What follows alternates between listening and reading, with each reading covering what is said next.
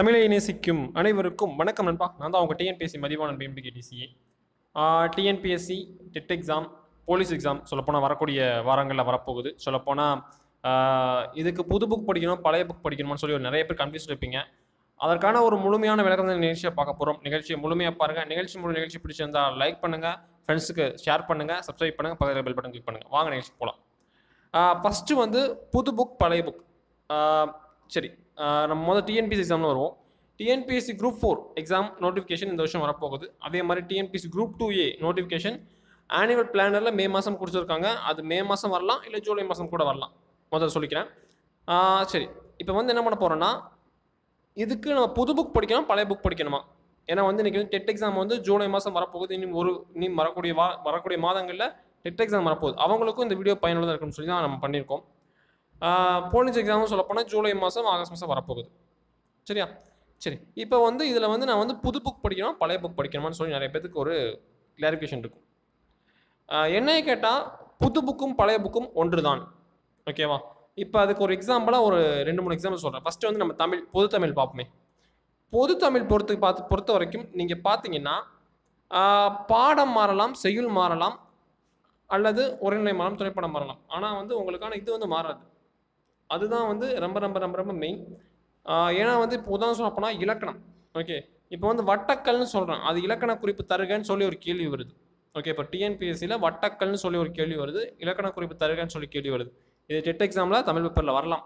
Okay, இப்போ இதற்கான விடை என்பது இது வந்து புது புக்கும் சரி பழைய புக்கும் சரி ரெண்டுலேயும் ஒன்று தான், பண்புத்தொகை தான். சரி நண்பா. அதே மாதிரி மொழித்திறன் வளர்ப்பயிற்சி, இதை வந்து எல்லாத்துலேயும் பொதுவானதான். இது வந்து புது புக் பழைய புக் என்ற டிஃப்ரென்ஸ் இல்லை.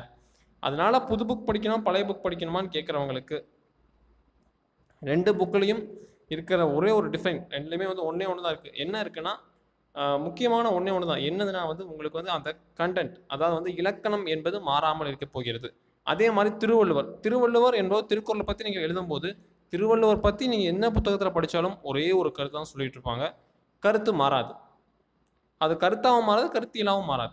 இப்போ கம்பர் அவன் கம்பர், அதை பற்றி தான் படிப்பீங்க. நீங்கள் படிக்கும் பொழுது இப்போ இருந்து படிக்கும்போது உங்களுக்கு புது புக் பழைய புக் கன்ஃபியூஸ் ஆக வேண்டாம். முதல்ல வந்து நீங்கள் என்ன பண்ணுறீங்கன்னா, ஸ்கூல் புக் பொறுத்த வரைக்கும் நம்ம ஏற்கனவே எப்படி டவுன்லோட் பண்ணி சொல்லி தனியாக வீடியோ போட்டிருக்கோம். அந்த வீடியோ பார்க்கலாம், கீழே டிஸ்கிரிப்ஷன் லிங்க் கொடுக்குறேன், மறக்காம போய் டவுன்லோட் பண்ணி படிங்க. சரியா? அதனால் பொறுத்த வரைக்கும் முதல்ல என்ன பண்ணுறீங்கன்னா, ஃபுல்லாக படிக்க ஆரம்பிங்க. ஓகே, புது புக் பழைய புக்கெலாம் பார்க்காதீங்க. முதல்ல வந்து டெட் எக்ஸாம் வர வரைக்கும், அதாவது வந்து புது புக் பழைய புக்கம் கேட்டால் டெட் எக்ஸாம் பொறுத்த வரைக்கும் பழைய புக்லேயும் வரலாம், புது புக்லேயும் வரலாம். ஆனால் வந்து இப்போ வந்து தமிழ் பொறுத்த வரைக்கும் நம்ம வந்து தமிழ் முடிச்சுக்கிறேன், அதுக்கப்புறம் பொது தேர்வு போகலாம். தமிழ் பொறுத்த வரைக்கும் உங்களுக்கு இதுதான் ஒரு நியாயப்படி. ஓகே, இலக்கணம் எந்த நேரத்திலும் மாறாது. ஓகே, இலக்கணத்தை யாராலையும் மாற்றவும் முடியாது, எது ஒரு நாளும் மாற்றவும் முடியாது. ஏன்னா இலக்கணம் ஒன்று தான். ஓகே, இப்போ வந்து செயற்பாட்டு வினை, செய்வினை, உரிச்சொற்றொடர் இதெல்லாமே ஒன்று தான். ஓகே, தமிழ் கிளாஸ் எடுக்கணும், நம்ம வந்து தமிழ் கிளாஸ் எனக்கு தமிழ் இலக்கணம் தெரியும்னு நினச்சி நிறைய பேர் கமெண்ட் பண்ணிங்கன்னா நிச்சயமாக நம்ம வீடியோ நிச்சயமாக போடுவோம். சரியா? இப்போ அடுத்த வந்து ஜென்ரல் இங்கிலீஷ்னு சொல்லுவாங்க. ஜென்ரல் இங்கிலீஷ் பொறுத்த வரைக்கும் கிராமர் அது எப்போதுமே மாறாது. ஓகேவா? அதனால் வந்து அது புது புக்குலையும் சரி பழைய புக்குலையும் சரி, இப்போ வந்து சிம்பிள் ப்ரெசன்டென்ஸ் தான், அதுதான் கண்டென்ட். இதுக்கு வந்து புது புக் படிக்கணும் பழைய புக் படிக்கணும் உங்களுக்கு கன்ஃபியூஷன் ஆக தேவையில்லை. ஓகே, இப்போதைக்கு என்னையை கேட்டால் புது புக்கை படிப்பது ரொம்ப நல்லதுன்னு சொல்லுவேன். ஏன் சொல்கிறேன்னா, சொல்லப்போனால் குரூப் 4 டிஎன்பிஎஸ்சி பொறுத்த வரைக்கும் குரூப் 4 வரக்கூடிய ஆகஸ்ட் மாதம் தான் வரப்போகுது. அதனால் புது புக் படிக்கிறது ரொம்ப சேஃப். ஓகே, ஆனால் டெட் எக்ஸாம் படிக்கிறவங்க நீங்கள் பழைய புக்கு படிச்சுக்கங்க, ரொம்ப நல்லது. அதே மாதிரி போலீஸ் எக்ஸாம் படிக்கிறோம், பழைய புக்கு புது புக் ரெண்டையும் சேர்த்து படிச்சுக்கங்க. ரெண்டாயும் ஒரே கண்டென்ட் தான் இருக்க போகுது, வேறு புதுசாலாம் இல்லை. ஏன்னா வந்து நான் பார்த்த வரைக்கும் இது வரைக்கும் நான் வந்து பழைய புக்கும் பார்த்துருக்கேன், புது புக்கும் பார்த்துட்டு தான் இருக்கேன். ரெண்டு புக்லேயும் ஒரே ஒரு கண்டென்ட் தான் கொடுத்துருக்காங்க. தமிழ் பொறுத்த வரைக்கும் நீங்கள் வந்து ஒரு சில தான் உரைநடை, செய்யுள் இதுதான் வந்து மாற்றம் அடையதோடைய, மிச்சபடி எல்லாமே ஒரே ஒரு கண்டென்ட் தான் அப்படியே கொண்டு வராங்க ஒழிய வேறு எதுவும் மாற்றம் இல்லை. உரைநடை, செய்யுள், துணைப்பாடம் எல்லாமே ஒன்று தான். சரியா? இப்போ அடுத்து நம்ம பார்க்க போகிற ஜிகே. இந்த ஜிகேல என்ன இருக்க போகுதுன்னு நீங்கள் நிறைய பேர் கேட்பீங்க. ஜிகே பொறுத்த வரைக்கும் இன்றைக்கி வந்து சயின்ஸ் பொறுத்த வரைக்கும் தனிமங்கள்லாம் 118 தான். அந்த தனிமங்கள் தான் இருக்க போகுது. ஓகே, அதே மாதிரி ஆப்டிடியூட்னு எடுத்துக்கிட்டிங்கன்னா சிம்பிள் இன்ட்ரெஸ்ட், காம்பவுண்ட் இன்ட்ரெஸ்ட், இதுக்கு ஒரே ஒரு ஃபார்முலா தான், PNR/100 தான் சிம்பிள் இன்ட்ரெஸ்ட் ஃபார்முலா. அதே மாதிரி கூட்டு வட்டியோட ஃபார்முலாவும் ஒன்று தான். அது என்னென்னு தெரியுமா? கீழே கமெண்ட் பண்ணுங்கள். சரியா? இது மாதிரி தான் ஃபார்முலாஸ் பொறுத்த வரைக்கும் நீங்கள் நினைக்கிற மாதிரி மாறாது. ஓகே, அதோட வரைமுறைகள் தான் மாறும். அதனால் இது வந்து நிறைய பேர் நினச்சிங்க டிஎன்பிஎஸ்சி போலீஸ் நினைக்கிறாங்க நம்ம வந்து புது புக் படிக்கிறோம் பழைய புக் படிக்கணும் கன்ஃபியூஷன் ஆக தேவையில்லை. எல்லாத்துலேயும் ஒரே ஒரு கண்டென்ட் தான் இருக்குது. ஓகே, ஒரே ஒரு விளிம்பு தான் இருக்கிறது. அந்த விளிம்பை நீங்கள் சரியாக பயன்படுத்திக்கிற தான். அதாவது புது புக்கில் என்ன எக்ஸ்ட்ரா புதிய ஒரு ஃபியூச்சர்ஸ் தான் கொண்டு வந்திருக்க போகிறாங்க ஒழிய மிச்சப்படி பழைய புக்கோட ஒரு சாயல் தான் புது புத்தகம். அதுலேருந்து கொஞ்சம் மேம்பாட்டு இருக்கலாம், அல்லது மேம்பாட்டு குறைந்திருக்கலாம். இதுக்கு வந்து நம்ம கன்ஃபியூஸ் ஆக தேவையில்லை என்பதை நான் இங்கே சொல்லிக்கொள்ள ஆசைப்படுகின்றேன். ஓகே, அதுக்கு அடுத்ததான் வந்து ஹிஸ்ட்ரி வந்து 1906ஆம் ஆண்டு முஸ்லீம் லீக் கட்சி தோற்றம்னா முஸ்லீம் கட்சி தோற்றம் தான் வரும். ஓகே நண்பா. அதே மாதிரி ரவுலட் சட்டம் ஜாலியன் வாலாபாக் 1919 தான். அது வந்து எப்போதுமே யாராலும் மாற்ற முடியாது. முதல் உலகப்போர் 1914 14 தான். சிவாஜி மறைவுனா சிவாஜி மறைவு தான். இதெல்லாம் வந்து ஒரே ஒரு கண்டென்ட் தான். இது யாருனாலையும் எப்பொழுதும் மாற்ற முடியாது. கடைசியாக மாறுச்சுன்னா கலைஞர் மறைவு, ஜெயலலிதா மறைவு, அப்துல் கலாம் மறைவு, இதுதான் வந்து புது ஹிஸ்ட்ரி. இதுக்கு நீங்கள் டெய்லி நியூஸ் படித்தா நீங்கள் படிச்சுட்டு போயிடலாம். ஓகே, இதுக்கு வந்து நான் புது புக் படிக்கணும் பழைய புக் படிக்கணும் நீங்கள் கன்ஃபியூஷனே தேவையில்லை. ஓகே, சிலபஸ் சேஞ்ச் ஆகினா வேணால் நீங்கள் வேணால் மாற்றலாம். ஆனால் வந்து புது புக் படிக்கணும் பழைய புக் படிக்கணும்னா 2 புக்கும் படிக்க நீங்கள் கன்ஃபியூஸ் ஆக தேவையில்லை. ஓகே, அதே மாதிரி சயின்ஸ் பொறுத்த வரைக்கும் நீங்கள் இப்போ என்ன படிக்கிறீங்களோ அதை படித்தாலே போதும். ஏன்னா வந்து சயின்ஸ் பொறுத்த வரைக்கும் இன்றைக்கி வந்து அமிலங்கள் காரங்கள்லாம் ஒன்று தான். இது என்ன புதுசாக கொடுக்க போகிறாங்க? ஸ்கூல் புக் நீங்கள் 9th புக் ஒன்று படிக்கிறீங்க, புது 9th புக் ஒன்று வந்திருக்கு, பழைய 9th புக் இருக்குது, புது 9th புக் இருக்குது. இதில் மாறின விதம்னு கேட்டால் காலை சூழ்நிலைக்கு ஏற்பட்ட மாறிக்கலாம் ஒழிய மிச்சப்படி கண்டென்ட் எல்லாம் ஒன்று தான். அதே மாதிரி அரசியலமைப்பு சட்டங்கள் இன்றைக்கி வந்து விதி எண் 365 இருக்கட்டும், 366 ஆகட்டும், இல்லைனா வந்து நம்மளோட 6 அடிப்படை உரிமைகள் இருக்குது. அந்த 6 அடிப்படை சுதந்திர உரிமை அதெல்லாம் வந்து ஒரே கண்டென்ட் தான் இருக்க போகுது நண்பா. இதில் வந்து எந்த ஒரு கன்ஃபியூஷனும் உங்களுக்கு தேவையில்லை. ஏன்னா வந்து நிறைய யூடியூப் சேனல் வந்து புது புக் படிக்கணும், பழைய புக் படிக்கணும், புது புக் படிக்கணும்னு சொல்கிறாங்க. ஆனால் வந்து யாரும் இங்கே கன்ஃபியூஸ் ஆக தேவை. ஏன்னா வந்து கன்ஃபியூஸ் பண்ணுற மாதிரி இன்றைக்கி பல வட்டாரங்கள் பெருகிடுச்சு. நம்ம வந்து கன்ஃபியூஸ் பண்ணவே தேவையில்லை. 2 புக்கில் உங்கள் கையில் என்ன புக் இருக்கோ அதை முழுசாக படிங்க. ஓகேவா? படித்த பிறகு நம்ம வந்து வராதான்னு நீங்கள் நினைக்காதீங்க. அது வந்து வரும்னு நினைங்க. உங்களோட மனசாட்சி தான் உங்கள் உயிர் மூச்சு. அதை நீங்கள் கரெக்டாக படித்து கரெக்டாக வெற்றிகரமாக போனீங்கன்னா நிச்சயமாக தேர்வில் வெற்றி உறுதி. ஓகே, அதே மாதிரி டெட் எக்ஸாம் பொறுத்த வரைக்கும் சைக்காலஜி புக் ஏற்கனவே சொல்லியிருக்கேன். உங்களுக்கு ஸ்கூல் புக்ஸ் அண்டு நீங்கள் டெட் எக்ஸாம் என்ன படிச்சா அதை படித்தாலே போதும். வேறு எதுவும் புதுசாக வரப்போகிறதில்ல. ஓகே, இப்போ நான் ஒன்றே சொல்ல போகிறேன் கன்க்ளூஷன்.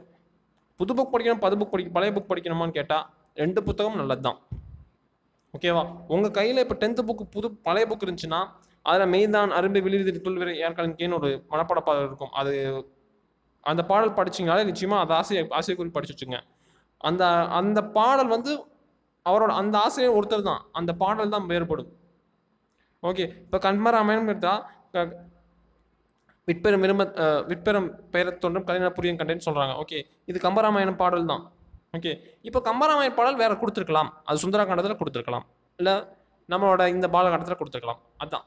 ஓகே, டிஃப்ரென்ஸ் கண்டென்ட் பொறுத்த வரைக்கும் ஒரே ஒரு கண்டென்ட் தான். ஓகேவா? இதில் யாரும் கன்ஃபியூஸ் ஆக தேவையில்லை. எந்த ஒரு யூடியூப் சேனல் கன்ஃபியூஸும் பண்ண தேவையில்லை. நீங்கள் கன்ஃபியூஸாக ஆகாதீங்க. ஓகேவா? உங்கள் கையில் இருக்க புத்தகத்தை நல்ல முறையாக பயன்படுத்திக்கிட்டிங்கன்னா நீங்கள் பாஸ். இப்போ ஒருத்தர்கிட்ட வந்து ஒரு 6th புக் கிடைக்கிது. ஓகே, அது பழைய புக் 2 வருஷத்துக்கு முன்னாடி புக்கு கிடைச்சாலும் சரி, அதை படிங்க. அதை படித்த பிறகு அது என்ன நோட்ஸ் எடுங்க. இப்போ வந்து பாரதியார்னு படிக்கணும். பாரதியார் வந்து ஒரே ஒரு பாரதியார் தான் இருக்கார்.